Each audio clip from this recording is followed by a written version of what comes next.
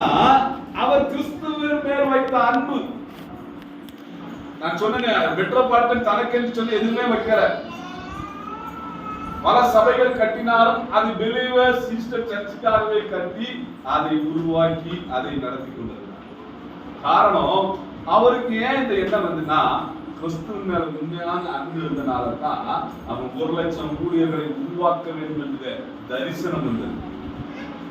அந்த தரிசனத்தோடு தான் நிறைய பேர் நான் உங்க மேல உங்க முன்னாடி நான் நிற்கிறோம்னா ஆண்டவருக்கு அடுத்தபடியாய் மெட்ரோபாலிட்டன் அத்னேசியஸ் அவர் தான் எனக்கு காரணம். அவர் தான் எனக்கு இந்த கல்வி கொடுத்தது. காரணம், அவர் கிறிஸ்துவின் மேல வைத்த அன்பு.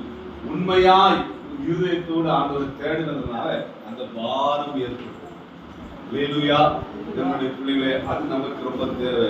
அவர் இன்னைக்கு நிறைய பேர் நினைக்கிறது என்னன்னா, கொஞ்ச நாள் போட்டு அவருக்கு பழமொழி உண்டு, கண் கெட்ட பிறகு சூரிய நமஸ்காரம் பண்ணி என்ன செய்ய முடியும்?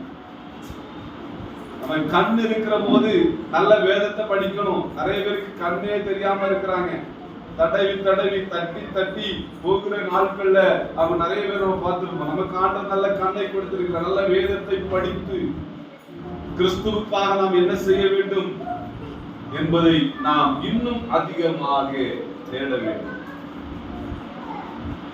நேற்று தினத்தில் நானும் பெர்னட்டோ நம் பக்கத்தில் வீட்டுக்கு பேசிக்கொண்டிருக்கும் போது ஒரு வார்த்தை சொன்னாங்க. ஃபர்ஸ்ட் நிறைய ஆட்கள் வந்தாங்க, ஆனா இன்னைக்கு நம்ம சர்ச்சுக்கு வராதவங்களுடைய நிலைமை மோசமா இருக்கு. ஃபர்ஸ்ட் நீங்க மனசு நினைச்சு பாருங்க. நிறைய பேருடைய ஆண்டவரை மறந்தா அவர் நம்ம அவங்க எந்த சூழ்நிலையிலும் ஆண்டவருக்கு கொடுக்க வேண்டிய நேரத்தை நம்ம கொடுக்கணும்.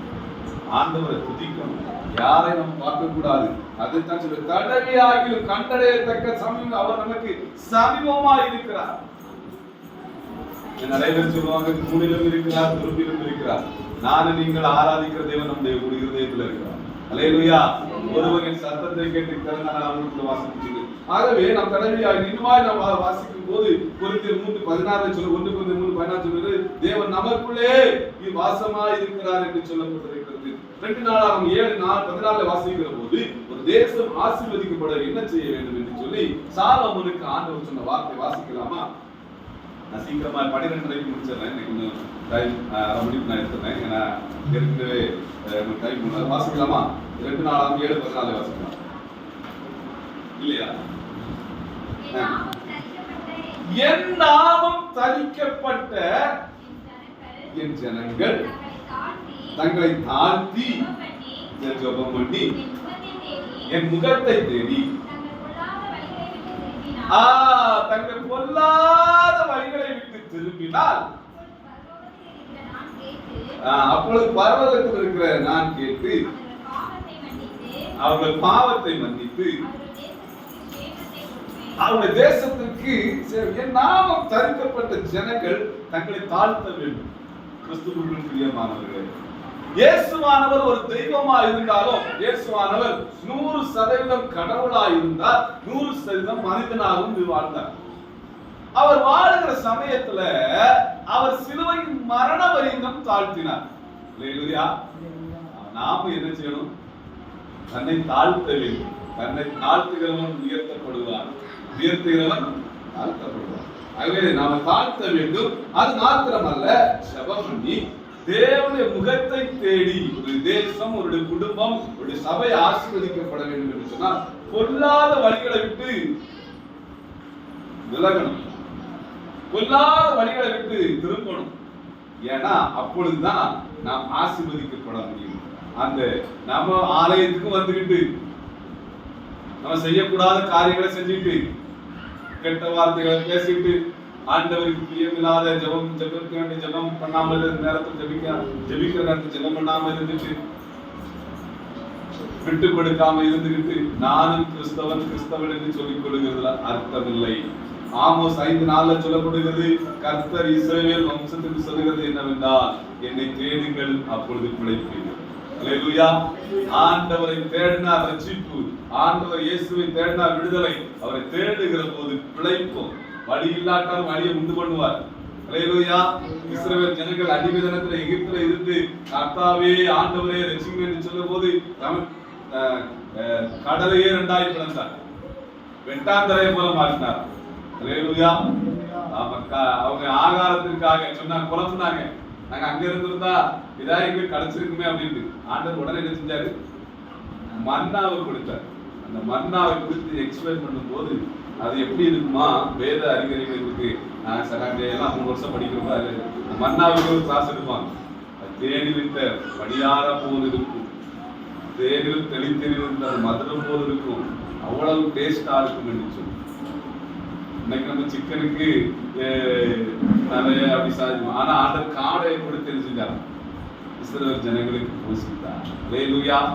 காரணம் என்னன்னா, அவர்கள் தங்களை தாழ்த்தி ஆண்டவருடைய முகத்தை பார்த்து உண்மையாய் தேடுகின்றனர். நான் உண்மையாய் தேடும் போது அவன் ஆசீர்வாதங்கள் தானாய் கடந்து. அல்லேலூயா. ஆமா, உண்மையாய் சகாமி பாஸ்டர் தேடுறதுனால கூட ஒரு சர்ச்சுக்கு அவர் செய்யறாரு பாஸ்டர். அல்லேலூயா. ஆண்டவருக்கு நாம தேட தேட ஆண்டவருக்காய் அவன் சொல்ற எதிர்ப்பு, அதாவது எதிர்பார்ப்பு இல்லாம ஆண்டவரை தேடும் போது ஆண்டவர் கட்டாயம் ஆசீர்வதிக்கிறார். அல்லேலூயா. நம்ம விசுவாசிகள் நம்ம சில வேளைகள் கஷ்டத்தின் மத்தியிலும் ஆண்டவருக்காய் கொடுப்பது, கஷ்டத்தின் மத்தியில் தேவைகள் இருந்த மத்தியிலும் கொடுக்க நிச்சயமாக இப்பொழுது இருக்கிற பார்த்து எல்லாரும் போடாக்கூடிய உண்மையா நம்ம தேடும் போது பிரதிபலன் உண்டு. மறந்து போவாங்க. ஆகவே வேதம் சொல்லுது 2 நாளாகும் 15:2 சொல்லப்படுகிறது, நீங்கள் கர்த்தரோடு இருந்தால் அவர் உங்களோடு இருப்பார், நீங்கள் அவரை தேடினார். வாசிக்கலாமா? சீக்கிரமா வாசிங்க, நான் கரெக்டா முடிச்சிடலாம்.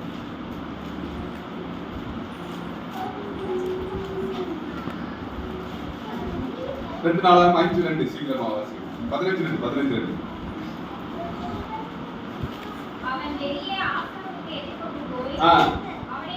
அவனை நோக்கி ஆசாவே கேளுங்கள், நீங்கள் கர்த்தரோடு இருந்தால் அவர் உங்களோடு இருப்பார், நீங்கள் அவரை தேடினால் கர்த்தரோடு இருந்தா அவர் உங்களோடு இருப்பார். ஆமென் சொல்லு. நீங்க அவர் தேடினா வெளிப்படுவார். தேடுங்கள், மத்தேயு 7:7 சொல்லி தேடுங்கள், கண்டடைங்கள், தட்டுங்கள், திறக்கப்படும், கேளுங்கள் என்று கொடுக்கப்படும். ஆமா, ஆகவே நம்ம தேடினா கட்டாயம் கண்டடைவோம். ஆண்டவரை தரிசிக்கலாம், நிச்சயம் தரிசிக்கலாம். எப்படி என்று சொன்னா, பரிசுத்தத்தோடு இருக்கும்போது கட்டாயம் நான் தரிசிக்கலாம். சில காரியங்களை ஆண்டவர் முன்னறிவிப்பார், வரப்போகிற சம்பவங்களை முன்னறிவிப்பார். எனக்கு விகார் ஜெனரல் சொல்லிட்டு கடந்த மாசம் தான் அறிவிக்கப்பட்டிருக்கு. நான் அதுக்கு முன்னாடி நான் ஐயா டிஸ்கஸ் பண்ணேன். அப்ப தெரியல ஆண்டவர் ஒருவேளை இப்படிப்பட்ட காரியத்தை ஆண்டவர் நடத்துவார்னு நினைக்கிறேன் அப்படின்லாம் பேசிக்கணும். சில காரியங்கள் சில பாட பார்த்தா நமக்கு ஆண்டவர் நினைச்சுவார். உனக்கு சில சூழ்நிலைகளை எதிர்பார்க்கிற சந்தர்ப்பத்தை ஆண்டவரோடு இருக்கும்போது பாஸ்டர் சொல்லுச்சுன்னா பட்டியலிடுவார், நான் இந்த காரியத்தை எல்லாம் அப்படி எடுத்து சொல்லுவேன். ஆண்டவர் நிச்சயம் நிறைவேற்றுவார். ஆண்டவரோடு இருந்தா ஊழியத்தின் பாதையில நாங்க 3 வருஷம் முடிச்சுக்கிட்டு அந்த மரமுடி பகுதியில நாங்க இருந்த வட்டங்கள் இருக்கிற அந்த இதுல அப்ப இருக்கிறதுக்கு அந்த வீட்டுக்கு முன்னாடி ஒரு பைக் இருக்கு, KP 100 ஒரு பைக் இருந்தது. அப்போ அந்த பைக் நின்றது போது சும்மா விளையாட்டாக கூட நான் ஜோம் பண்ணா இந்த பைக் அவர் கூட கொடுத்தாருன்னா கொடுக்கறது இந்த 3 பாஸ்டர்ல நாங்க தான் வாங்கணும்னு சொல்லிட்டு ஜோம் பண்ணோம்.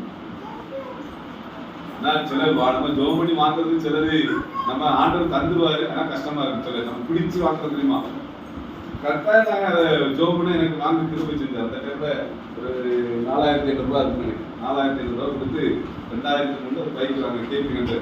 அந்த பைக் ஆனா நிறைய இடத்துல மைலேஜ் கிடைக்காது. இங்க ஸ்டார்ட் பண்ணா அங்க கேட்கணும், லாயத்துல கேட்கணும், அவனு கேட்கணும் அப்படி. ஆனா அந்த பைக் தந்துட்டார். அந்த பைக் வச்சு பாஸ்டமாவும் பாஸ்டருக்கு பைக் தெரிஞ்சுட்டு தாயா வந்தாங்க. வந்துட்டு இருக்கும்போது மார்த்தாண்டை தாண்டி வரும்போது வெயில்ல அந்த அலைமண்டை வந்து செயின் கட் ஆகிடும். லாஸ்ட்ல பாஸ்டமாவை இடையில இறக்கிட்டு பாஸ்டமா நினைச்சிருப்போம் ஐயோ அப்படின்னு. நான் எதுக்கு சொல்றேன்னா, கர்த்தரோடு நாம் இருக்கும்போது ஆண்டவர் வாய்ப்பு எந்த காரியமா இருந்தா ஆண்டவர் தருவார். அல்லேலூயா. கர்த்தரோடு இருக்கிற போது அதை நாம் பெற்றுக் கொள்ளலாம். இப்படி பல காரியங்கள் நம்ம என்ன செய்யலாம், சொல்லிக்கொண்டே போகலாம். ஆமென். ஆகையினால நாம ஆண்டவரோடு இருக்க பழகிக்கொள்ள வேண்டும். ஏன்னா சாலோமோன் தன் தகப்பன் செய்தபடி, நீங்க வீடுகளில் போய் வாசிங்க, 1 ராஜாக்கள் 3ஆம் அதிகாரத்தை வாசிக்கிற போது ஆராதித்து வந்தான். ஆண்டவர்